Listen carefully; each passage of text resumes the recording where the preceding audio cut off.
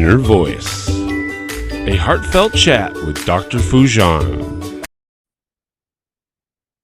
Hello, everyone. Welcome to the Inner Voice podcast. It's so great to be with you today. I am Dr. Fujan Zain. I'm a psychotherapist, an author, and originator of the awareness integration theory. Our heartfelt chat today and every time is about what matters most in our life, our minds, our thoughts, feelings, actions, and relationships, today, businesses, and our fulfillment in this beautiful journey of life. For all of you beautiful souls who have been asking about my latest book, I want to share them with you. One of the latest book that is out, it's called Intentional Parenting. And intentional parenting is through, it's a practical guide to the awareness integration theory. I wrote it with Dr. Nicole Jafari and Dr. Eileen Manukian. They're amazing educators. We went through every single chapter from infancy to toddlerhood to preschool, preteen, teenager, and your young adult who might still be at home, and talked about the cognitive shifts, the emotional shifts, and all the different types of development that they get in these different types of stages in life, and how to work with them from the awareness integration theory. And this book is for everyone who is a parent, a grandparent who's working with children, educators, teachers, all of them are going to be really benefiting from this book. Now, the other one is called the Awareness Integration Path to, this is a clear the past and create a new future and live a fulfilled life now. This book has been part of the reason why we do what we do. It is for therapists, it's for the coaches. They can read this book and they can go through the book and really work with their clients. And I think that they will get excited about how to do this amazing work. It simplifies this for them.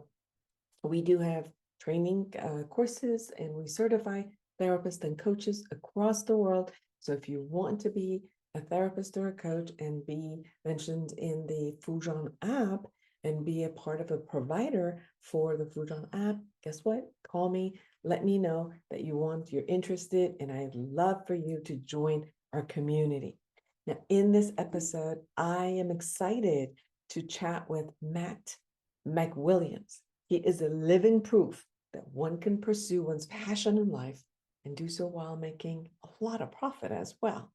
He is the best-selling author of the book, Turn Your Passion into Profits, and has worked with some of the top companies and entrepreneurs on the planet, such as Shark Tank's Kevin Harrington, Tony Robbins, everybody knows, Dean Graziosi, Kim Walsh Phillips, Ryan Levis. Yes, I'm dropping names for all of you. Michael Haidt and Claire Diaz Ortiz, Luis Hose, and Brian Tracy, and Jeff Walker, and many more. Here, he is here to help you on your quest to turn a passion and message into a profitable and growing business. He's been through the startups phase multiple times in the past 2 decades and has built a following from scratch. Today, he lives out his passion for helping others find the purpose, passion, message, and path to profitability. He is the host of the Affiliate Guy podcast, your source for affiliate marketing news, tips, and strategies to take your online business to the next level. Now, I know most people want to have some sort of an online business, and he really shows you the path, simplifies the path in how to get there and be profitable. You can find him at passionsintoprofitsbook.com. Now, subscribe to my YouTube channel, subscribe to this podcast. Thank you, all of you who've already been a member of my podcast, more than 15,000 and growing. I love all of you. Connect with me. I'd love to hear from you. Connect with me through foodonzane.com, any of my social media.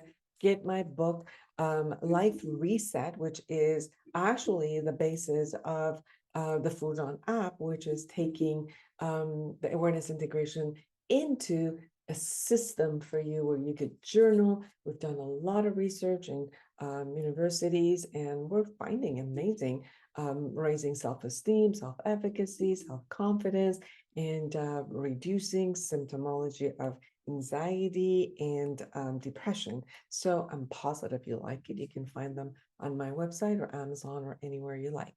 Now, without further ado, let's talk to Matt McWilliams. Eliminate stress, reduce anxiety, and decrease depression with the Fujon app. Dr. Fujon Zane's awareness integration theory has helped thousands like you get incredible life-changing results. Download the Fujon app today.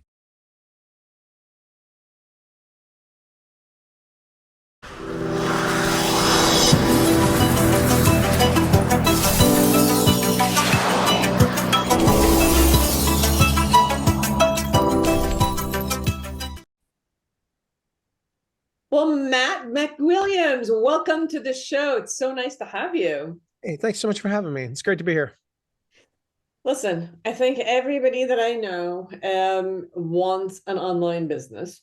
Whether they have a brick and mortar business, they somehow know that they can have an access beyond the local reach. So, Yes. And I think that everybody somehow thinks it's easy. How bad could it be? You just do such and such and it's there. But that's not accurate. Obviously, everything, when you know the keys to it, you know how to get to it, it makes it much easier.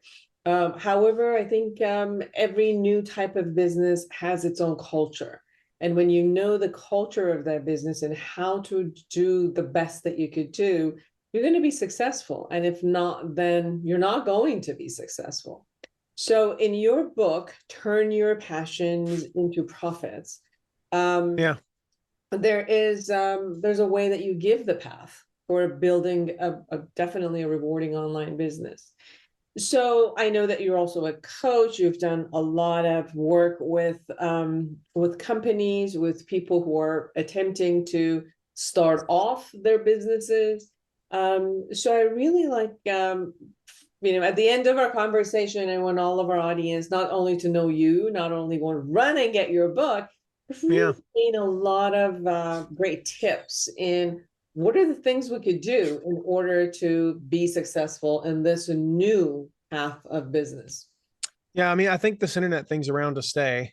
I think that's the reason why people want to to start an online business. I mean, I've been around long enough that I can remember when we were seriously like, is the internet a fad?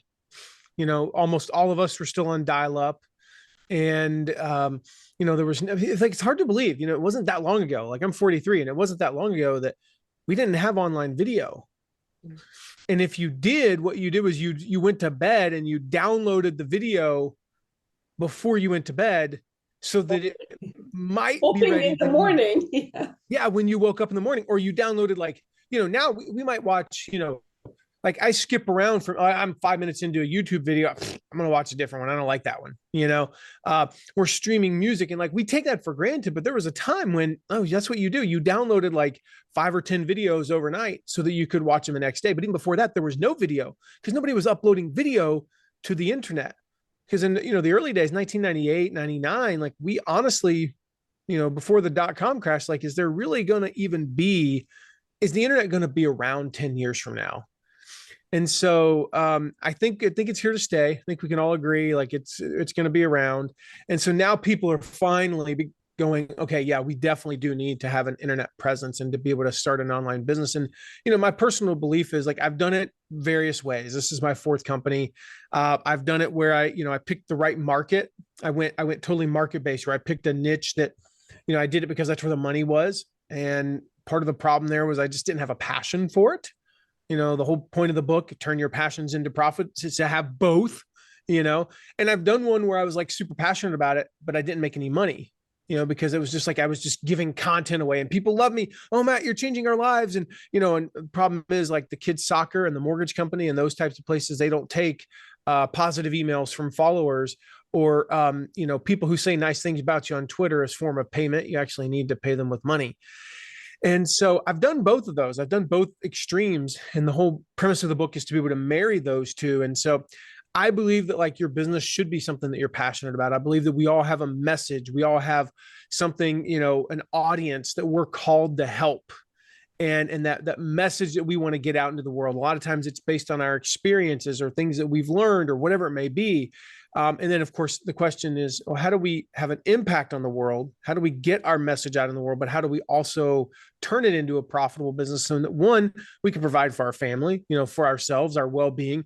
Two, so we can continue to upgrade our content and create better things for our audience. And three, so we can do it for the long term. Because if you're not making money, eventually you're going to burn out. Like, trust me, I've been there, done that. And so the same is true if you're only making money, but you're not passionate about what you're doing. And so that's the whole idea, is like, how do we take both of those and have the best of both worlds? Something that I've also noticed, Matt, is most of the businesses, which they've been maybe handed out from, family to the next generation, they had one way of doing things. And if they did it well, year after year after year, their success was guaranteed. Yeah.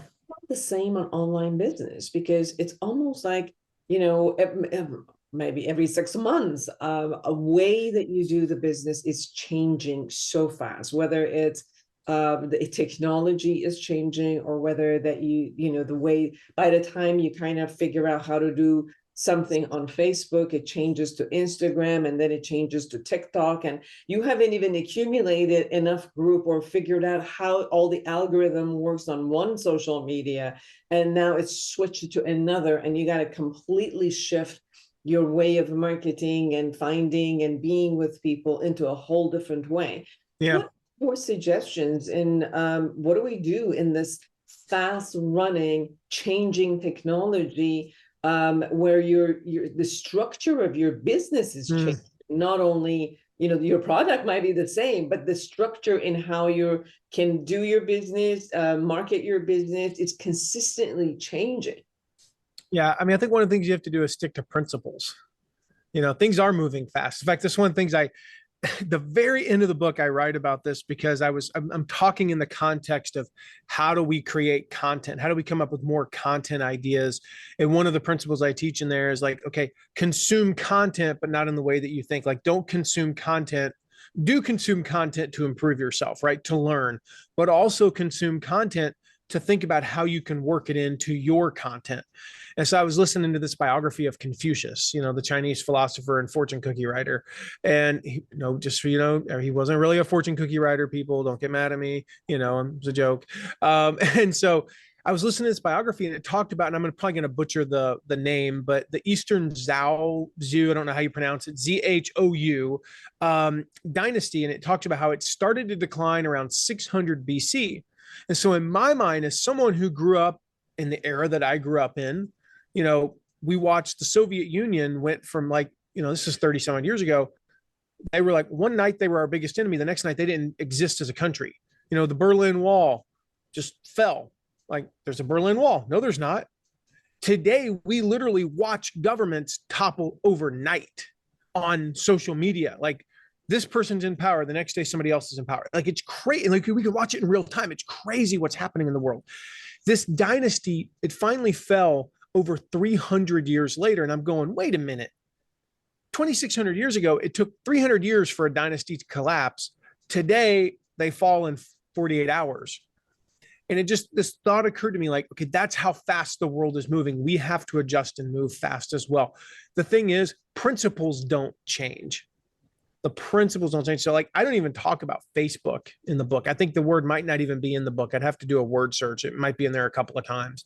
I don't talk about TikTok. I don't talk about Twitter really, other than to share like how I did something, but you could replace the word Twitter with anything, the point is to focus on the principles. And if you go through the book, like, I'll just share one example, like, create a lead magnet that captures people's attention and converts them into subscribers. It's been that way for 25 years.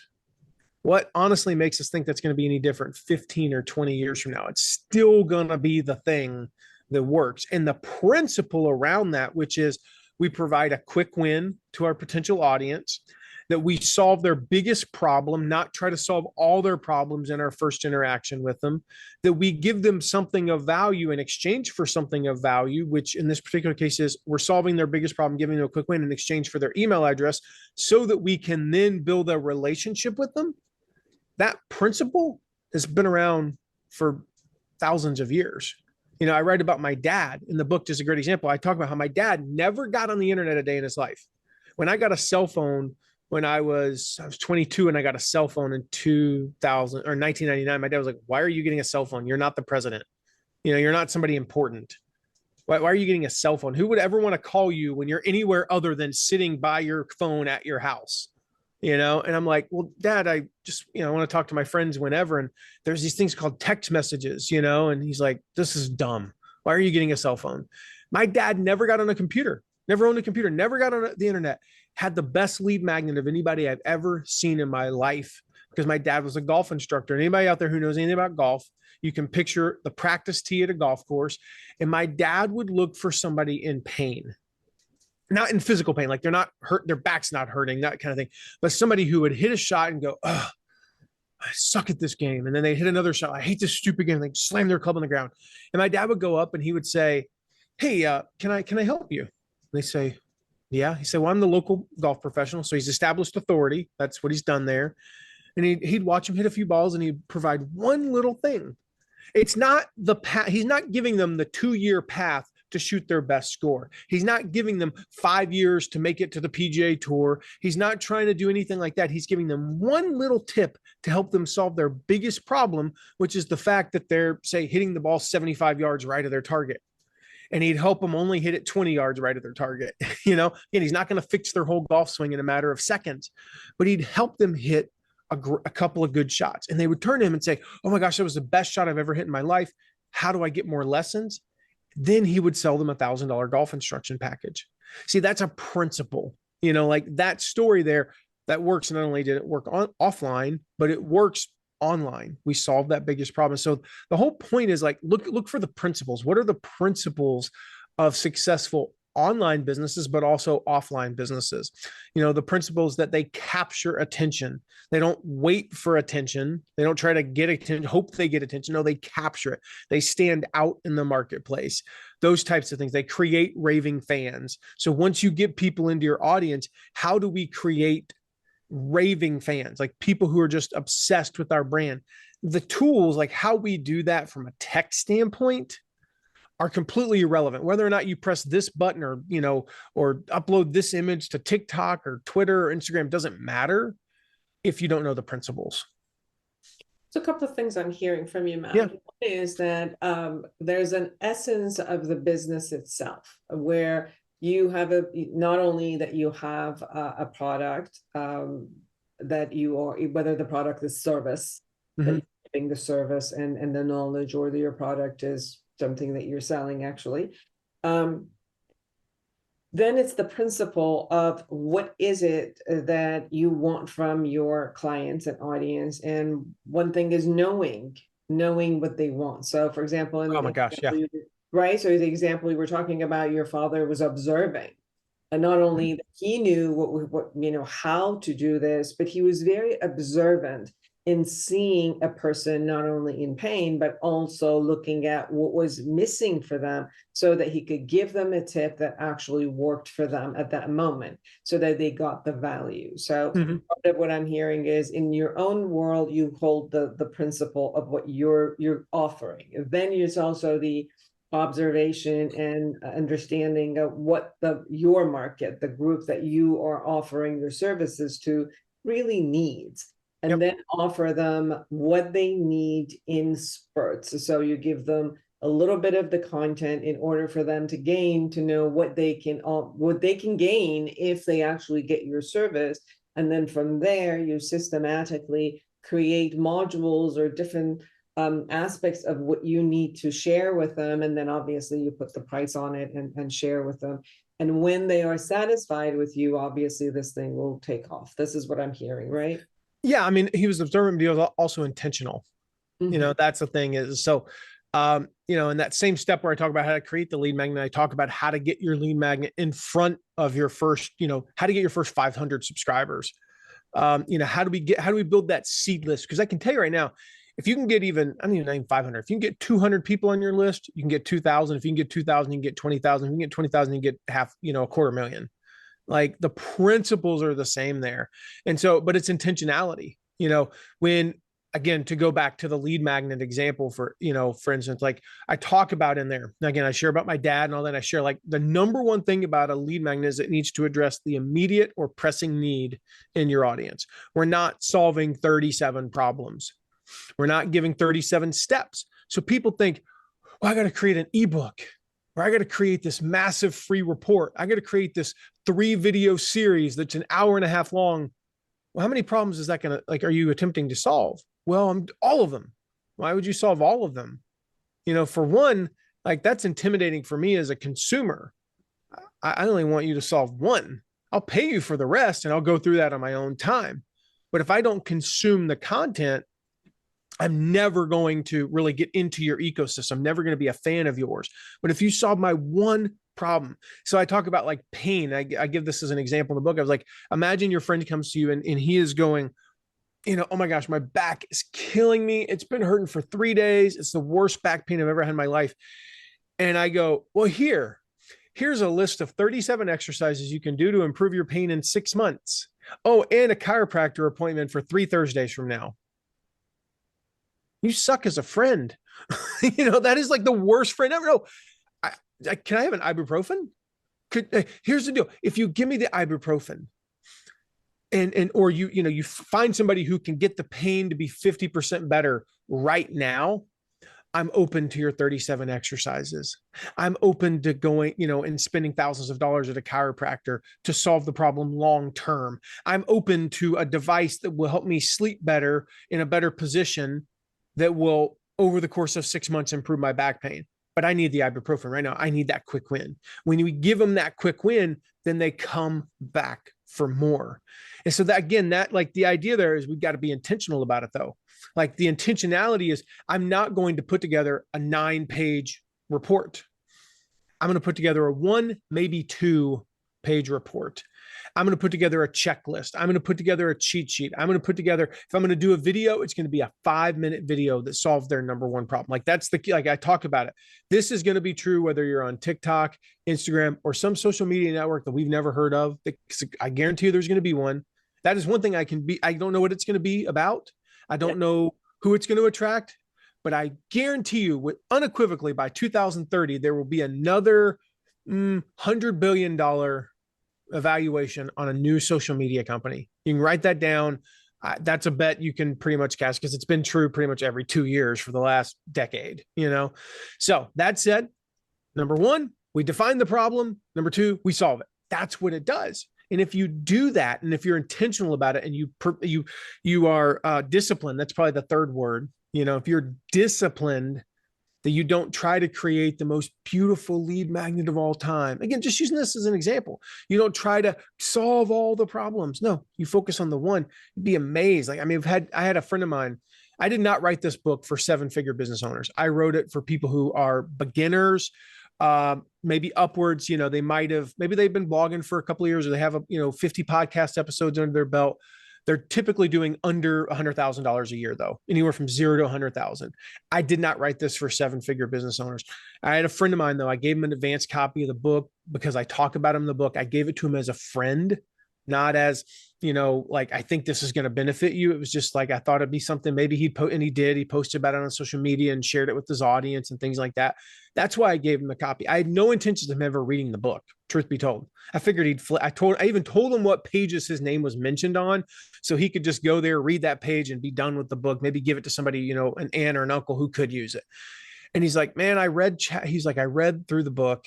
It's like, I had no intention of reading it. I was like, there's no way I'm going to get anything out of this. He said, I got to step 4 and I read what you wrote about lead magnets and I went, oh my gosh. And he said, I went to my team. We have 4 main lead magnets. I said, Matt says he has a 3-hour rule. It should not take you more than 3 hours to think of, outline, create, and start publicizing your lead magnet. Like 3 hours, that's it. He's like, our lead magnets are so convoluted and complicated. And he said, we went back and in one day we re-engineered all 4 of our lead magnets. So we had a 2-hour rule because they only had 8 hours to do it. He said next day our registration, our opt-in rate went up over 40%. Wow. That's, $500,000+ for his company a year. I didn't write it for him. But my point is, like, again, if you follow those principles and are intentional about it, then it works. So when you're looking at a lead magnet, you're looking at defining what the problem is that you and your business is attempting to solve. Yep. Okay. And then you take the simplest and the foremost front problem that you think that the audience will have or that your business is actually solving. Yep. And you take that into a minimum way of saying, this is the problem and this is the one tip that I can offer you. Exactly. Be the creating the effective lead magnet. Yep. That's it. Beautiful. Now, as you go on from the first one to the second, and you're going to create now not only a business, but then ramping it up towards profit. What are your suggestions from there? Like, how do you, because some people, as you know, Matt, you'll do great within, the first novel construct, and then suddenly it plateaus. Like your business is plateau. And what are your suggestions about shifting that plateau in a sense and moving up another notch? I sound a little bit repetitive here, but I know for me, what I found is typically when we've plateaued is because we've gotten complicated.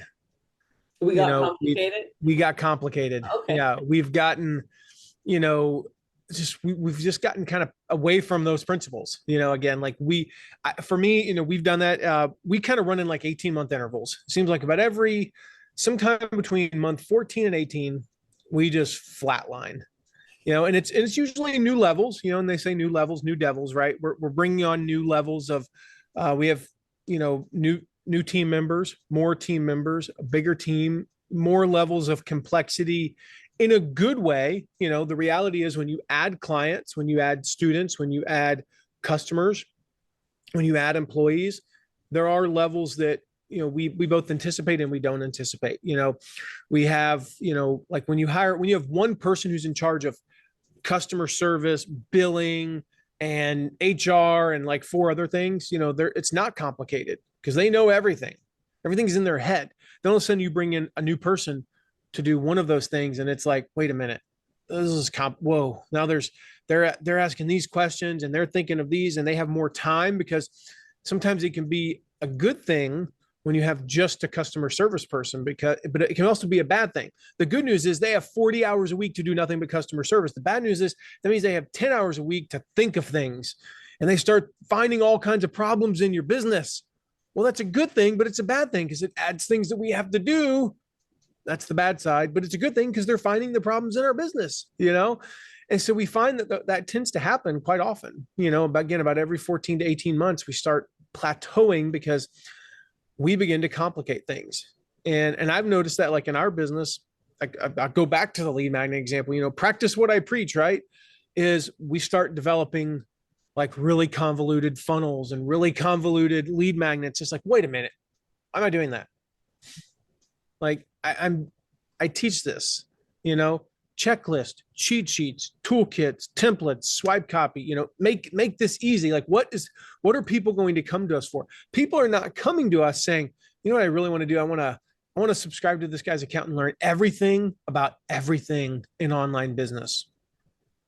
No, they're coming to us going, what kind of email do I send to potential affiliates to promote me? So a great lead magnet, probably one of our best ever, is my number one affiliate recruiting email.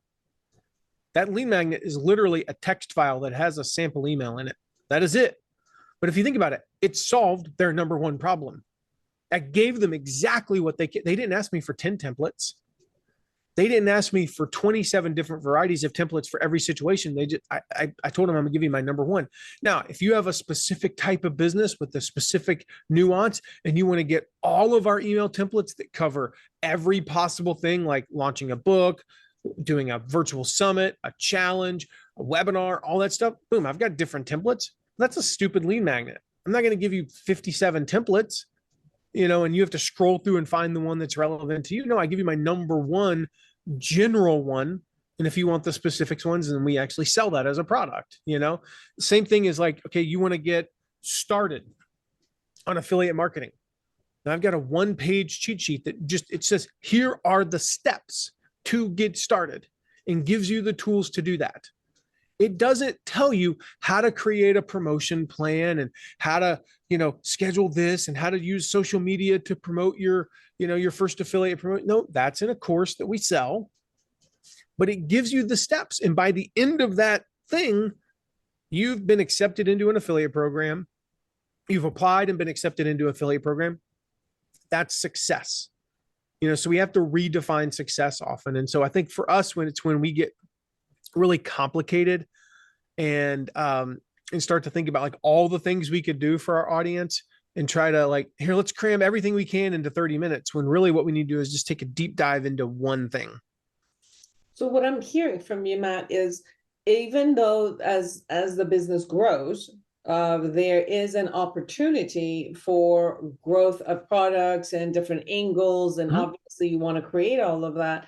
But you're saying that even if you take each one of those and simplify it, and then simplification would mean that up front, you're still giving one tool, but then the rest of the information gets created in different products that they could go and purchase, so that each product is going to give them the time and focus in really learning if that's what they need. So up front, you're only still giving them one important information that is general enough that takes care of them, but as from there, they'll see what specifically they need, and then they can come through the rest of your products and see, oh, okay, I need this and this, and that's why I'm going to sign up for this type of a class, or I'm going to get this type of service because it matters to my business.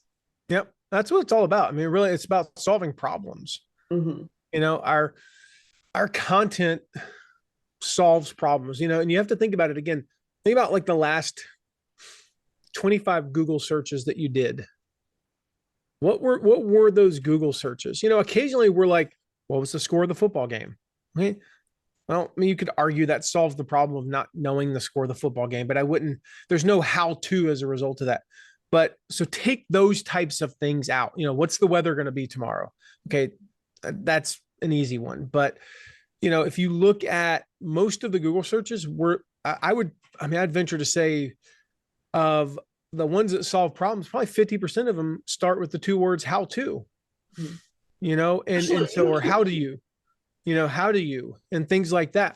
I'm sitting there Saturday, like, I hate to admit this, but I don't know how to bowl. I just throw the ball straight and hard and occasionally get a strike because the ball's traveling at such a high speed, it knocks a bunch of pins over, but I don't know how to bowl. So I'm sitting there midway through the first game, Googling how to bowl.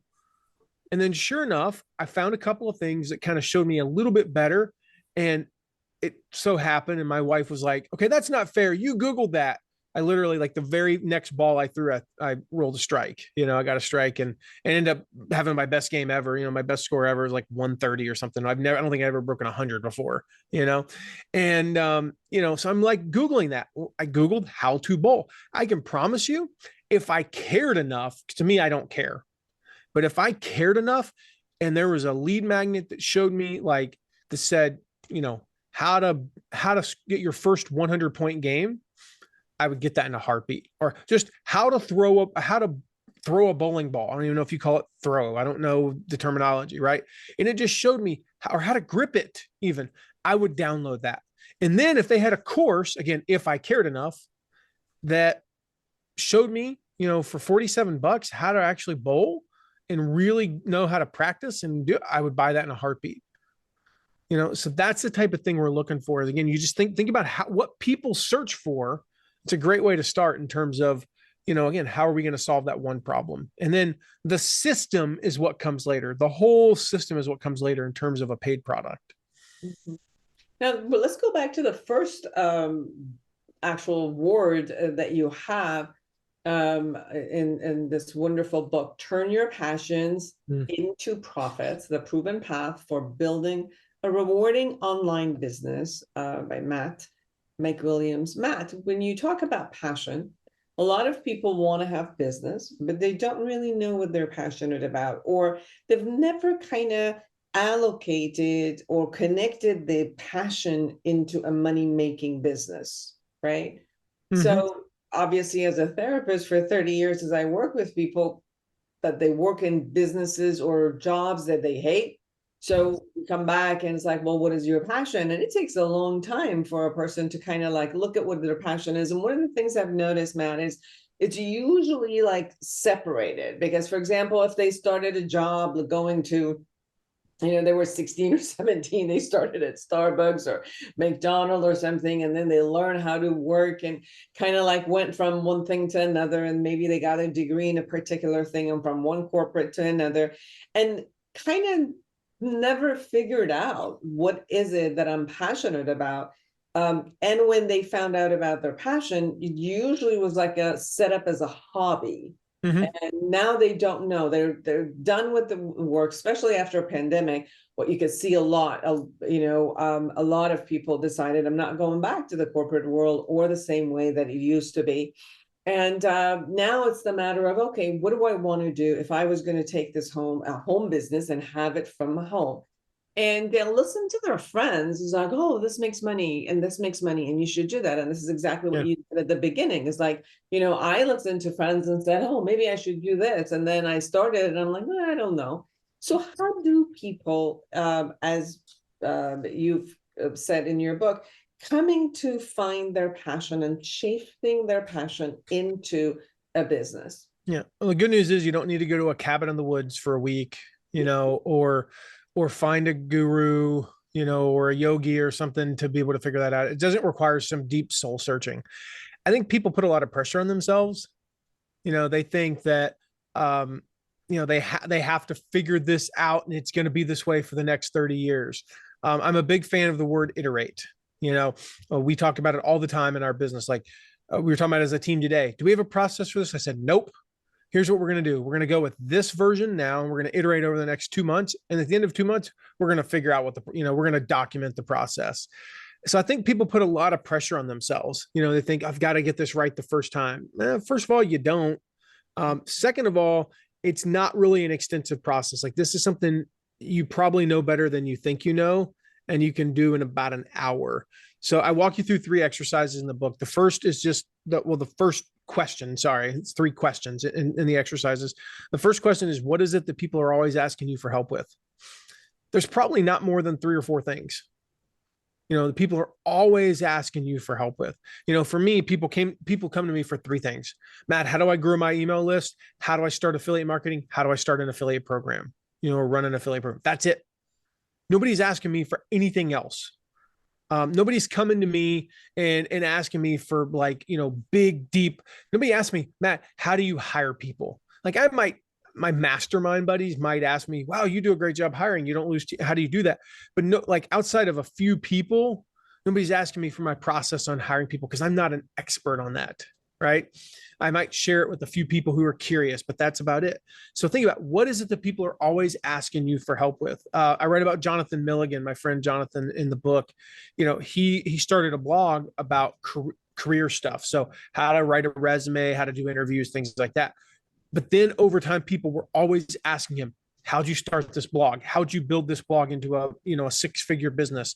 So now he coaches people on blogging. So the second question is, what is it that people say is really interesting about you? All right. So if most people after the first question, they've narrowed it down to 1 or 2 things, or they have a pretty good idea what it could be. A couple things jump out at you. If it doesn't jump out at you in 5 minutes, you shouldn't have to go soul searching to say, what is it people always ask me for help with? They should be pretty quick. So the second one is, what is the people say is interesting about you? I write about Dan Carlin, he's the host of my favorite podcast. It's called Hardcore History. And he's not a historian. He has the #1 history podcast in the world. It's so big that when Dan releases a new episode, it is #1 on all of Apple Podcasts and Google Podcasts and Spotify for 2 days. All right. Not his category, but all of the internet for like 48 hours. But he's not a historian. And he even says it in his episode. He's like, now I'm not a historian, but here's what I think, you know? And it came about because people just said, Dan, you're a great storyteller. Like he'd be at Thanksgiving and he'd start talking about Genghis Khan, you know, and then he'd tell this really fascinating story about some World War II soldier. And, you know, and people were just like, this is really interesting. He's like, maybe I could turn this into a business. The third thing is what, and this is the key here, because like this ties in a lot of times when you answer this third one, you can realize it ties into these first two. What did you struggle with? What were you bad at, but now you enjoy success at? And so probably the longest story, I'm pretty sure it's the longest story in the whole book, is about my friend Alan Thomas. Alan is a weight loss coach. And Alan, 7 years ago, woke up one day, got on the scale, and it said 304 pounds. Now, Alan's like 5'8", 5'9", maybe on the high end. And, you know, he'd always been the obese kid and the overweight adult. And he'd been overweight he said, for over 40 years. And it was in that moment he realized, okay, this has to stop. And he vowed that I think it was like 9 months later, he would weigh 175. And he did. And he documented the whole process. And so now he has a process, a proven process. It worked for him. He collectively has probably helped men and women lose, I don't know, over 100,000 pounds by now. And the point to that is he can relate to his audience.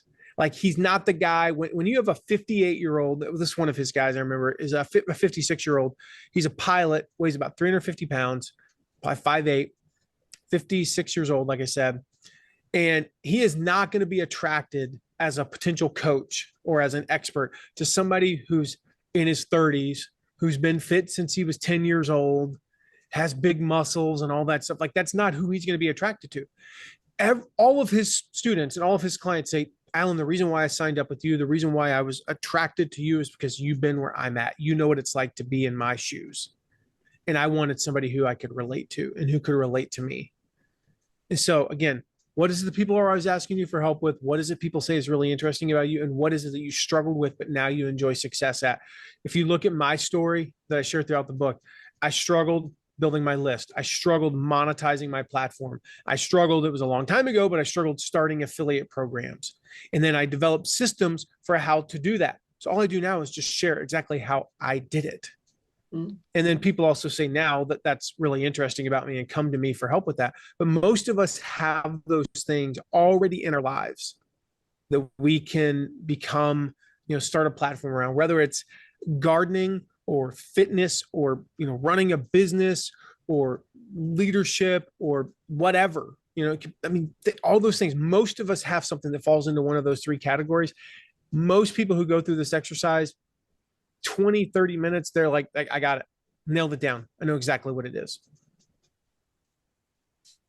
Turn your passions into profits, the proven path for building a rewarding online business.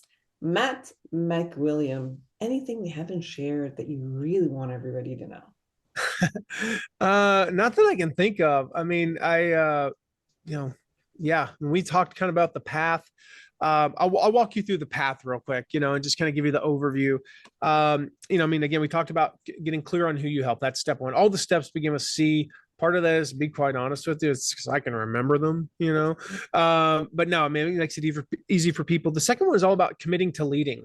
You know, commit to leading. And this is such a big thing I talk about in the book. Like this idea of leadership is just something that a lot of people have misconceptions about. They think you have to be some sort of grand expert to be a leader. They think it's scary. And I share the example in the book that, like, imagine you're on a hike and you're on this hike. There's a particular hike in the East Tennessee mountains that I always picture, where you go up for about 2 miles and you go along this ledge for about 2 miles and you go down to get back. And when you're up on this ledge for about the 2 mile stretch, it's pretty flat. You only go up maybe another 100 feet or so and then down about 100 feet, but it's pretty flat. But there are multiple places where one wrong step and you're going to die. Like there's no way you're surviving. You're going to fall 600-800 feet. I don't know how you're going to make it through that. And imagine you're on this hike and you got like this super fit friend who's with you, right? This is the person you're going on the hike with. And it's like the kind of super fit friend who like jogs in place at stoplights and wears bike shorts for no reason, always smells like suit mix. And, you know, you don't have to ask him if he does CrossFit because he's already told you 3 times this week. That kind of friend, right? And he's 2 miles up ahead. Now he's the fitness expert. He's the hiking expert. He's 2 miles up ahead. He's been on this road. He's been on this hike dozens of times. And he's 2 miles up ahead of you.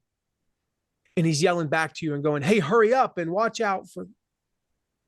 Well, what am I supposed to watch out for? We think that's what leadership is. We got to be 2 miles ahead when the reality is a better place to lead from is 1 step ahead. We're 1 step ahead. We reach behind. That same friend grabs our hand and says, hey, watch out. This next step is dangerous. That's leadership. We don't have to be all the way up ahead. So we commit to leading, then we capture attention. That's step 3. We touched on that earlier, but the big concept in there, you know, when you read the book, I want you to get through is just like, how do we stand out? We have to stand out in the marketplace. And I share a bunch about how to do that. Then we talk about converting them into subscribers, which is what we talked about with the lead magnet example that I just shared earlier, you know, and I shared the story of my dad in depth in there, you know, how I learned from him how to stand out. Step 5 is we got to convene and cultivate community. So we want to bring people together. We actually want to take this beyond just, I'm the leader and you follow me, to like, you're connecting with other people in the audience. And I talk about like people, like great quote, and it's attributed to so many people that I forget who even said it originally, but people come for the content, but they stay for the community. Step 6 is that we got to champion their cause. We got to be a champion for their cause. And I walked through some examples from historical leaders like Martin Luther King, Gandhi, Nelson Mandela, and others, like Steve Jobs, like how they became a champion for people's cause. Step 7 is create raving fans. So we sort of touched on that. Like, how do we create people who are just so into our brand and into our business that they become raving fans for us and they become champions for our cause. Step 8 is that step 8, gosh, so I said there, condition, what is it? I just forgot what step 8 is. Condition your audience.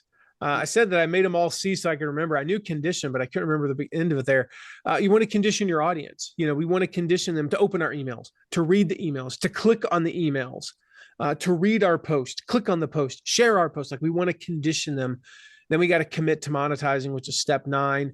That's where we start creating those profits. And the last step is kind of the continuity portion, which is to create consistent content.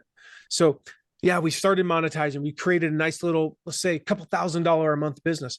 How do we continue it and grow it and scale it? And so that last chapter there walks you through, and I shared a little bit of it earlier, some of the steps or some of the processes there for creating that consistent content. Beautiful. How can they find you? Yeah, very simple. If you go to passionsintoprofitsbook.com/inner. So this is especially for you can grab the book anywhere. Just to be clear, you can grab the book on Amazon, Barnes and Noble. It's in stores. So if you go into stores at Barnes and Noble, you can grab it there, and then go to this URL that I just shared, passionsintoprofitsbook.com/inner. You can get it on Target, Walmart, wherever. If they sell books, they sell my book.